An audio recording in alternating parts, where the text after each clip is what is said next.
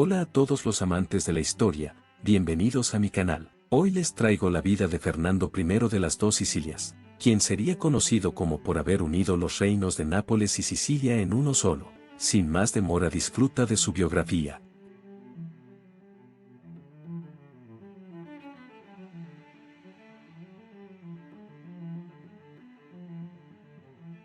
Fernando I nació el 12 de enero de 1751, en el Palacio Real de Nápoles, en el Reino Nápoles, actualmente Italia. Fue el noveno hijo del rey Carlos III de España y de la esposa de este, María Amalia de Sajonia. Al inicio no se esperaba que Fernando se convirtiera en heredero de alguna de las dos coronas, ya que Fernando tenía dos hermanos mayores, Felipe y Carlos. Fernando creció entre muchos de los monumentos erigidos allí por su padre y que se pueden ver hoy en día. Desde una edad temprana se consideró que Fernando siguiera una carrera eclesiástica, aunque Fernando, a diferencia de sus otros hermanos, tuvo más libertades. Cuando su padre ascendió al trono español en 1759, abdicó los tronos de Nápoles y Sicilia en favor de Fernando, de acuerdo con los tratados que prohibían la unión de las dos coronas. Este cambio en la línea de sucesión fue realmente extraño, aunque entendible considerando la incapacidad intelectual de Felipe de gobernar en solitario. Pero como Fernando era aún un niño, se creó un consejo de regencia presidido por el toscano Bernardo Tanucci. Tanucci, un hombre capaz y ambicioso, que deseaba mantener el gobierno en sus manos tanto como fuera posible, descuidó deliberadamente la educación del joven rey, aunque Fernando era un niño bastante distraído y poco concentrado, dejando toda la gobernación en Bernardo Tanucci y otros consejeros. Mientras fue creciendo, Fernando fue desarrollando un gran gusto por los juegos y las mujeres. Además era descrito como alguien demasiado despreocupado, infantil y berrinchudo. En 1767, fue reconocido como mayor de edad, aunque debido a su poco interés siguió gobernando el llamado Consejo Real. El primer acto de Fernando fue la expulsión de los jesuitas. Como ya tenía edad suficiente, se le buscó una muy buena prometida. Una de las candidatas más fuertes fue la archiduquesa María Juana de Habsburgo-Lorena, con quien quedó comprometida, aunque lamentablemente esta fallecería de viruela, por lo que la nueva elegida fue la hermana de su anterior prometida, la archiduquesa María Josefa, pero lamentablemente esta también fallecería, y finalmente Fernando quedaría comprometido con la otra hermana de sus dos anteriores prometidas, la archiduquesa María Carolina de Habsburgo-Lorena. Este matrimonio era bastante ventajoso para el reino de Fernando, ya que María Carolina era hija de la emperatriz titular María Teresa I de Austria y del esposo de esta, el emperador Francisco I del Sacro Imperio Romano Germánico. El 12 de mayo de 1768 se celebró la unión entre ambos en Nápoles. En el momento de la unión Fernando tenía 17 años y María Carolina 15, según el contrato matrimonial. La reina tendría voz en el Consejo de Estado después del nacimiento de su primer hijo, y no tardó en valerse de este medio de influencia política. Aunque Fernando encontró a su esposa como una mujer algo atractiva, la consideró demasiado ambiciosa, mientras que María Carolina veía a su marido como alguien muy mal educado y bastante feo. Durante este tiempo Fernando empezó a ser conocido por el aspecto de su nariz, el cual era característico de la familia Borbón, por ello se le llamó también el rey narigudo. Fernando, aunque siguió sin prestarle mucha atención a su reino, se metió un poco más en la gobernación, apoyando las reformas que hizo su padre. Aunque al inicio hubo algo de presión para que María Carolina tuviera un hijo, solamente unos años después de haberse casado logró quedar embarazada. En 1772 nació su primera hija, una niña llamada María Teresa. Después en 1773 nació Luisa María. En 1775 nació Carlos Francisco, aunque lamentablemente este fallecería en la infancia. En ese mismo año nació otra hija, María Ana, que lamentablemente también fallecería en la infancia. En 1777 nació Francisco Genaro, el futuro Francisco I de las dos Sicilias. En 1779 nació María Cristina y otra niña más llamada María Cristina Amelia, aunque lamentablemente esta última fallecería en la infancia. En 1780 nació Carlos Genaro, quien fallecería lamentablemente en la infancia, y en 1781 nacería José Carlos, quien lamentablemente también fallecería en la infancia. En 1782 nació María Amalia, y en 1783 nació una niña que lamentablemente nació muerta. En 1784 nació María Antonia. Después en 1785, 1786 y 1787 nacieron María Clotilde, María Enriqueta y Carlos Genaro, aunque lamentablemente estos tres fallecerían. En 1790 nació Leopoldo Juan. Después en 1792 y 1793 nacieron Alberto Luis y María Isabel, quienes lamentablemente también fallecieron en la infancia.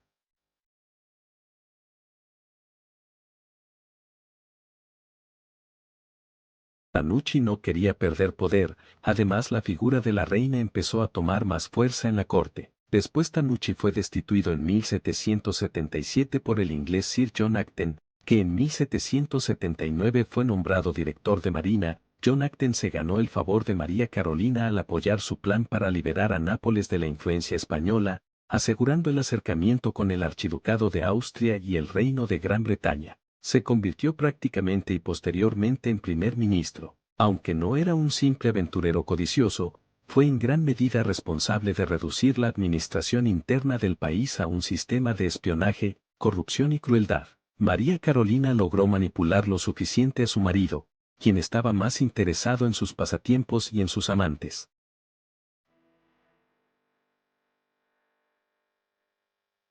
En 1789 comenzó la Revolución Francesa, y en 1793 la hermana de su esposa María Carolina, la reina francesa María Antonieta fue ejecutada. Además, ante su cuñado político, el rey Luis XVI de Francia había sufrido anticipadamente el mismo destino que María Antonieta, y su sobrino, el delfín Luis, sería encerrado, y fallecería no mucho después.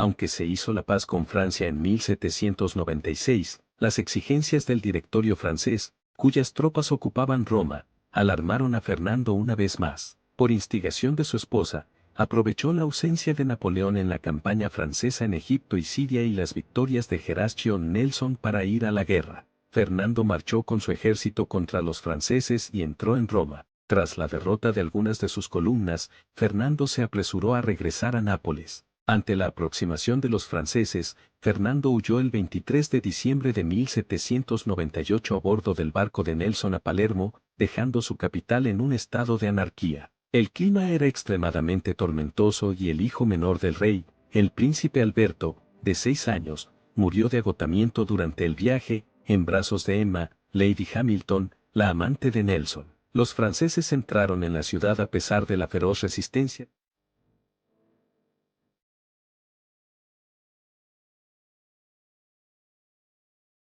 Con la ayuda de los nobles y la burguesía, establecieron la República Partenopea en enero de 1799. Unas semanas más tarde, cuando las tropas francesas fueron convocadas al norte de Italia, Fernando envió una fuerza reunida apresuradamente al mando del cardenal Fabricio Rufo para reconquistar el reino continental. Rufo, con el apoyo de la artillería británica, la iglesia y la aristocracia pro-borbónica, logró llegar a Nápoles en mayo de 1799 y la República Partenopea se derrumbó. Después de algunos meses, el rey Fernando regresó al trono. El rey y la reina estaban ansiosos de que no se mostrara piedad hacia los rebeldes, y María Carolina hizo uso de Lady Hamilton para inducir a Nelson a llevar a cabo su venganza. El rey regresó a Nápoles poco después y ordenó la ejecución de unos cientos de colaboradores franceses. Esta medida solo se detuvo cuando los éxitos franceses lo obligaron a aceptar un tratado que incluía la amnistía para los miembros del partido francés.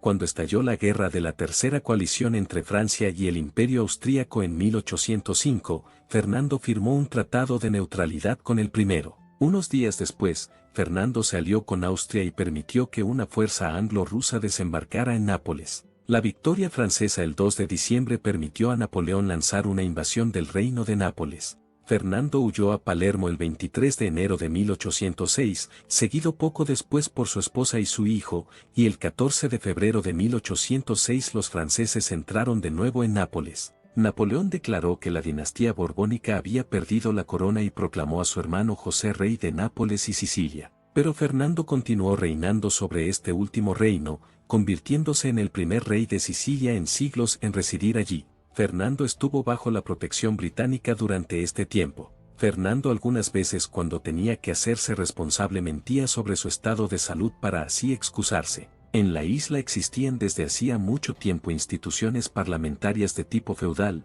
y Lord William Bentinck, el ministro británico, insistió en una reforma de la Constitución en líneas inglesas y francesas. El rey, de hecho, prácticamente abdicó de su poder, nombrando a su hijo Francisco como regente, y la reina, por insistencia de Bentinck, fue exiliada a Austria, ya que se creía que ésta conspiraba. Mientras tanto su hijo Francisco creó la primera constitución, la cual estaba basada en la Constitución española. Fernando no empatizaba con las ideas de su hijo, aunque le terminó aceptándola a pesar de no gustarle. En 1814 falleció en Austria su esposa María Carolina. Solo 2 meses después de la muerte de su esposa, Fernando se casó con su amante Lucía Migliaccio. Él tenía 63 años y su nueva esposa 44. Este matrimonio fue un verdadero escándalo en su momento, aunque ambos se mantuvieran bastante tranquilos, aún así Lucía nunca recibió el trata, ni el título de reina consorte. Tras la caída de Napoleón,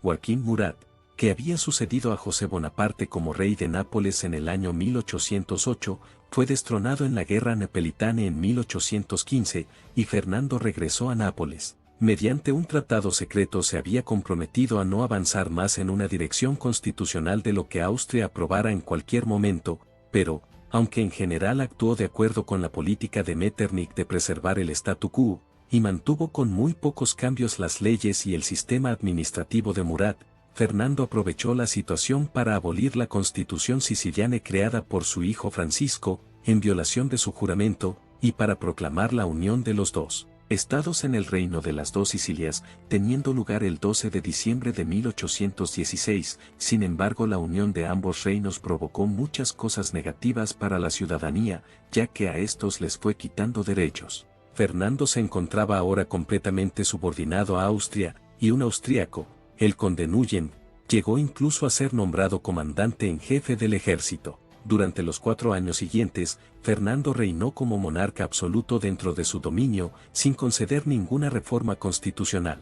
La supresión de la opinión liberal provocó una alarmante difusión de la influencia y actividad de la sociedad secreta de los carbonarios, que con el tiempo afectó a una gran parte del ejército. En julio de 1820, estalló una revuelta militar bajo el mando del general Guglielmo Pepe, y Fernando fue aterrorizado hasta firmar una constitución siguiendo el modelo de la Constitución española de 1812. Por otra parte, una revuelta en Sicilia, a favor de la recuperación de su independencia, fue reprimida por las tropas napolitanas. Fernando estuvo prometiendo muchas cosas, aunque Fuya nunca las cumplió. El éxito de la revolución militar en Nápoles alarmó seriamente a las potencias de la Santa Alianza, que temían que se extendiera a otros estados italianos y provocara una conflagración europea general. El Protocolo de Troppau de 1820 fue firmado por Austria, Prusia y Rusia, aunque se cursó una invitación a Fernando para que asistiera al aplazado Congreso de Laibach, en el que no logró destacarse.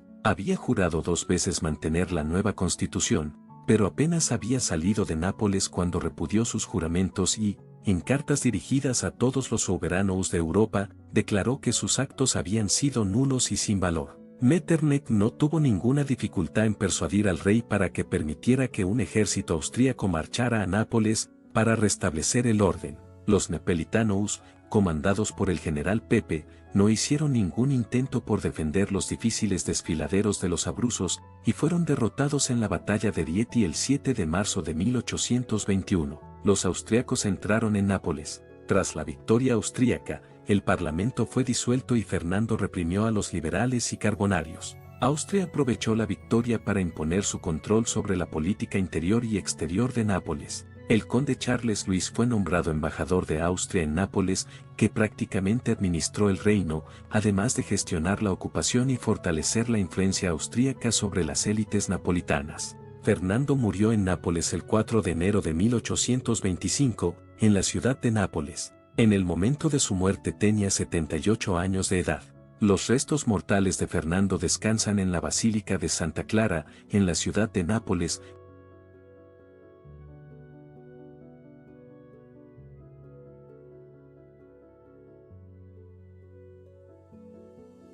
Fernando fue un rey nefasto y flojo, el cual no estaba en lo más mínimo interesado en gobernar. Es una pena que su gente hubiera tenido un rey tan mediocre. Fernando era un hombre al cual no le importaba nada, mientras no fueran sus diversiones, y era capaz de cualquier cosa con el tal de seguir haciendo sus actividades. Al final los únicos que realmente gobernaban eran su esposa y el consejo, y en sus últimos años su hijo, siendo posiblemente la única razón por la que se le recuerda a este rey fue por haber fundado el reino de las dos Sicilias. Y bueno gente, espero que les haya gustado este video, nos vemos en un próximo video y adiós.